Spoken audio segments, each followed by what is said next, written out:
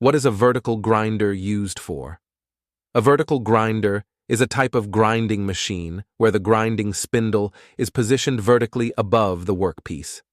This orientation allows for a variety of grinding operations. For any questions about grinding and grinding machines, feel free to reach out to us.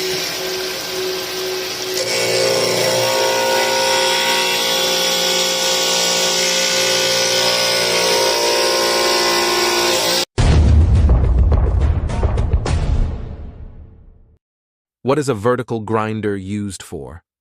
A vertical grinder is a type of grinding machine where the grinding spindle is positioned vertically above the workpiece. This orientation allows for a variety of grinding operations. For any questions about grinding and grinding machines, feel free to reach out to us.